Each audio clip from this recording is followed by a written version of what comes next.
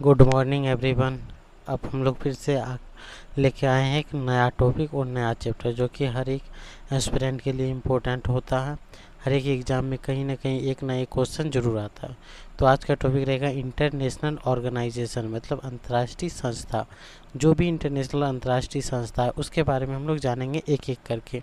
जैसे यूएनओ के बारे में हम लोग को पूरा विस्तार से पढ़ना है। फिलहाल मैं बताने जा रहा हूँ कौन कौन से टॉपिक इस चैप्टर के थ्रू हम कवर करने वाले हैं। पहले क्या होगा, यूएनओ में क्या होगा, तो यूएनओ क्या है, उसके बाद स्थापना इसका कब हुआ था, यूएनओ के भाग क्या क्या है, यूएनओ में भारत का प्रतिनिधित्व कौन है, यूएनओ के अंदर वीटो पावर क्या होता है। ये सारी चीज़ हम यूएनओ के बारे में जानेंगे। दूसरा चैप्टर हम लोग शुरू करेंगे आईएमएफ।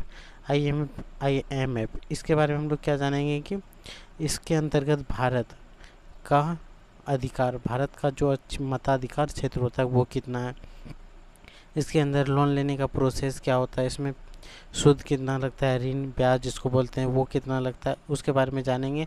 और भारत का स्थिति इसमें क्या है, यूएसए का स्थिति क्या है, टॉप 1 में कौन है, उसके बारे में हम इस चैप्टर में कवर करेंगे। तीसरा चैप्टर होगा WP, मतलब वर्ल्ड बैंक के बारे में जानेंगे कि ये क्या है, कब स्थापना हुआ है और क्यों हुआ था। ये भी इम्पोर्टेंट बन जाता है कि वर्ल्ड बैंक का स्थापना आखिर हुआ क्यों था। अगर ये सब आपको जानना है तो प्लीज़ चैनल को सब्सक्राइब करें और ध्यान से देखें, बेल बटन को दबा के रखें। जब भी नोटिफिकेशन आएगा तो आपके चैनल में बहुत जल्दी पहुंच जाएगा। तो तीसरा हम लोग पढ़ने जाएंगे तीसरा संस्था पढ़ेंगे नाटो का फुल फॉर्म क्या था, नॉर्थ अटलांटिक ट्रेटी ऑर्गेनाइजेशन। ये क्यों बना था ये पढ़ेंगे। इसका महत्व क्या है ये पढ़ लेंगे। और इसका महत्व क्या है, क्यों हुआ महत्व, कब बना, और इसका पार्टनर कौन कौन है, कौन कौन से देश इसके पार्टनर्स हैं वर्तमान समय में। 2025 तक के बारे में जानेंगे कि 2025 तक में इसमें कौन कौन से देश जुटा है, कौन कौन से देश बाहर निकला है। पांचवा टॉपिक आएगा यूरोपीय यूनियन भी मुख्य रूप से एक प्रकार का यूरोपीय देशों के एक संगठन है। इसके बारे में जानेंगे कि यूरोपीय यूनियन क्या है, इसमें कितने सदस्य देश हैं। और तीसरा हम लोग जानेंगे कि यूरोपीय यूनियन कब बना था। अब यहाँ पे जैसे कि ब्रिक्स मुख्य रूप से 5 देशों का समूह है, जिसको B से होता है ब्राज़ील, R से रूस, I से इंडिया, C से चाइना, S से साउथ अफ्रीका। मुख्य रूप से उसमें 5 ही है। वर्तमान में इसका संख्या बढ़ गया है, कितना हुआ है उसके बारे में हम डिटेल से चर्चा करेंगे। इसका नाम अभी वर्तमान में ब्रिक्स प्लस भी कहा जाने लगा है, क्योंकि देश की संख्या इसमें बढ़ने लगा। तो इसके बारे में जानेंगे, इसमें ब्रिक्स के द्वारा कितना पॉपुलेशन को कंट्रोल करता है ग्लोबल के संदर्भ में। ग्लोबली देखेंगे कि ये कितना GDP को नियंत्रण कर सकता है, और ये इसका सम्मेलन कब होता है और किन देशों में होता है। और हाल में ही 2025 में इसका बैठक हुआ है, कहाँ पे हुआ है उसके बारे में भी चर्चा करेंगे। तीसरा 7वां चैप्टर का SCO, जिसको बोलते हैं संघाई सहयोग, SCO। तो SCO के बारे में जानेंगे कि SCO क्या होता है, SCO क्यों बना था, और SCO के सदस्य कौन कौन है। चौथा 8वां नंबर हो गया आसियान, मतलब आसियान एक शिखर सम्मेलन का बैठक होता है। ये मुख्य रूप से एशिया देशों के एक संगठन है। तो इसके बारे में समझेंगे कि कब बना था और कौन कौन से देश अभी इसमें मौजूद है और कौन कौन देश बाहर जा चुका है। अगर कोई देश बाहर गया होगा तो उसके बारे में जानेंगे, और इसमें कैसा सहयोग होता है और काम कौन कौन देश करते हैं। ये मात्र 5 मिनट की वीडियो होने वाला है, और ये सारे टॉपिक 5-5 मिनट या 10-15 मिनट जो भी लगे, उसमें सारे टॉपिक को एक एक करके जानेंगे और अच्छे से इसको समझेंगे। अब नंबर टॉपिक ले लेंगे सार्क, जिसको बोलते हैं south Asian regional association of corporations. तो ये साउथ एशिया के लिए इम्पोर्टेंट बन जाता है। और ये अभी साउथ एशिया में जिस प्रकार से लड़ाई नहीं बोल सकते, साउथ एशिया मुख्य रूप से विवादित क्षेत्र रहा है, कहीं ना कहीं जहाँ पे उग्रवाद का संकट सबसे ज़्यादा है। तो ये मुख्य रूप से चर्चा का विषय बन जाता है। तो इसका स्थापना पढ़ेंगे कि स्थापना कब हुआ था, इसका स्थापना पढ़ लेंगे, और इसका सदस्य देश कितना है। और ये बहुत बार एग्जाम में आ चुका है ये दोनों, ठीक है। यूएनडीपी एक महत्वपूर्ण इम्पोर्टेंट संस्था बन जाता है, क्योंकि यूएनडीपी के द्वारा ही जितना भी होता है जीडीआई, जैसे जेंडर डेवलपमेंट इंडेक्स, इसी के द्वारा आता है। जैसे ग्लोबल हैप्पी इंडेक्स इसी के द्वारा आता है। जैसे एचडीआई ह्यूमन डेवलपमेंट इंडेक्स इसी के द्वारा होता है। तो ये बहुत सारा रिपोर्ट को जारी करता है। उस कौन कौन से रिपोर्ट को जारी करता है, उसका महत्व क्या है, वो सब के बारे में जानेंगे। ठीक है। जीआई टैग के बारे में अब हम हर दिन नहीं तो सप्ताह में 1 बार या 2 बार जरूर ही आप सुने होंगे, या महीना में 3 से 4 बार हो ही जाता है कि आज एक मिठाई का जीआई टैग मिला, किसी का फल का जीआई टैग मिल गया, किसी राज्य का फल का, किसी राज्य का कपड़ा का, जैसे अभी जम्मू कश्मीर में भी मिला है। तो अलग अलग राज्यों में मिलता है। तो जीआई टैग क्या है, ये कब बना था और ये किस लिए इम्पोर्टेंट बन जाता है, तो उसके बारे में जानेंगे। बर्मा चैप्टर आ जाएगा यूनेस्को। यूनेस्को क्या बोलते हैं, यूनाइटेड नेशन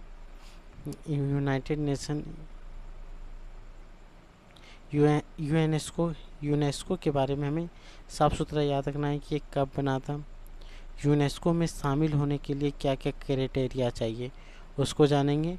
और भारत के कितने सारे हेरिटेज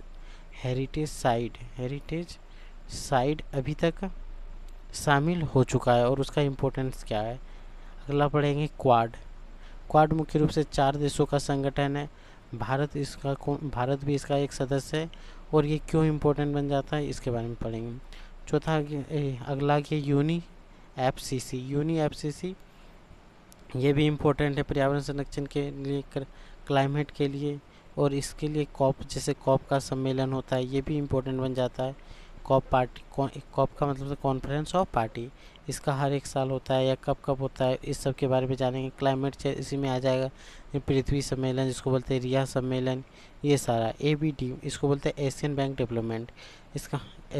डेवलपमेंट, इसका स्थापना कब हुआ था, ये पढ़ेंगे। और एशियन बैंक डेवलपमेंट हाल में क्यों ही इस चर्चा का विषय रहा है, तो ये इम्पोर्टेंट बन जाता है। अभी हाल ही में 2025 में इसका एक निर्णय आया कि भारत को ABD के द्वारा $10 बिलियन मिला है।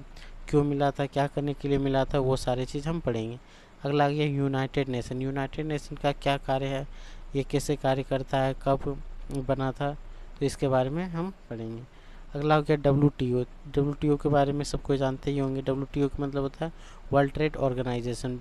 दुनिया में जो व्यापार होता है उसको नियंत्रण करता है WTO। ये मुख्य रूप से कहने के लिए बोल सकते हैं कि ये नियंत्रण करता है। इसका कार्य प्रणाली क्या होता है वो समझेंगे। और दूसरा, ये कब बना था और इसका सदस्य देश कौन कौन है, क्या भारत भी इसका सदस्य देश है, उसके बारे में हम जानेंगे। AU को बोलते हैं अफ्रीकन यूनियन, अफ्रीका देशों में के एक संगठन है। ILO international labour organisation, labour मतलब मजदूर की क्या दशा है उसके बारे में ये रिपोर्ट जारी करता है। इसके बारे ILO के बारे में, मजदूर के बारे में, मुख्य रूप से मजदूरों की भागीदारी, तो इसमें मुख्य रूप से कब बना था और क्यों बना था, ये भी तो इम्पोर्टेंट बन जाता है, क्यों बना था। और इसके सदस्य कौन कौन से, इसके मेंबर्स के बारे में हम लोग जानेंगे कि इसका मेंबर कौन कौन से हैं। अगला आ जाएगा G20 क्या होता है। G20 के बैठक के बारे में जानेंगे। G20 में कौन सा देश है और एक G7 राष्ट्र भी है, उसके बारे में भी हम लोग जान लेंगे। उसके बाद वीडियो लंबा ना हो जाए, उसके बाद हम लोग आएंगे राष्ट्रीय संस्था पर। भारत के अंदर जो संस्थाएं हैं उनके बारे में, जैसे RBI reserve bank of India, इसके बारे में जानेंगे कब बना था, उस समय का स्थिति क्यों था, इसके अंदर कैसे कैसे पैसा का लेन देन होता है, RBI का काम क्या है वो जानेंगे। नाबार्ड के बारे में हम लोग पढ़ेंगे कि कब बना था, इसका मुख्य कार्य क्या है। नीति आयोग जो है वो योजना आयोग के संदर्भ में बना है। योजना आयोग जो था पहले पंचवर्षीय योजना आयोग, उसी के स्थान पर नीति आयोग को बनाया गया। नीति आयोग के कार्य के बारे में जानेंगे, इसका स्ट्रेटजी क्या होता है, ये किस प्रकार से काम करेंगे। सेबी के बारे में तो आप लोग जानते ही होंगे, जो कि एक्सचेंज मार्केट से रिलेटेड है, तो इसके बारे में भी जानेंगे। ये एक मुख्य रूप से संस्था है। IRDAI ये भी एक संस्था है। SIDBI भी एक संस्था है। और NCERT उतना इम्पोर्टेंट नहीं है, इसमें मुख्य रूप से सेबी, नीति आयोग, नाबार्ड, RBI, उसके बाद NDM, इसरो, DRDO, NGT, ये मुख्य रूप से इम्पोर्टेंट टॉपिक होता है, क्योंकि NGT हमेशा NGT का नाम सुने ही होंगे, इस चीज़ को बोलते हैं नेशनल ग्रीन ट्रिब्यूनल। ये कभी नदी विवाद को सुलझाने में लग जाता है, तो कभी पर्यावरण संबंधित विवादों के लिए हल के लिए बन जाता है। ठीक है, ये ट्रिब्यूनल मुख्य रूप से क्या होता है तो उसके बारे में हम लोग आगे से बात करेंगे। ये DRDO भारत की ही एक संस्था है। इसरो भारत का है। NDMA क्या है, आपदा संबंधित एक संस्था है जिसके बारे में जानेंगे। NCERT बुक्स जो आती है वो, ये इतना इम्पोर्टेंट नहीं बन जाता। और SIDBI और IRDIA ये सब इम्पोर्टेंट नहीं बनता, क्योंकि इसका ये सब न्यूज में नहीं आता है। मुख्य रूप से नीति आयोग भी इम्पोर्टेंट बन जाता है, तो इसके बारे में हम लोग विस्तार से चर्चा करेंगे। फिलहाल इतना ही।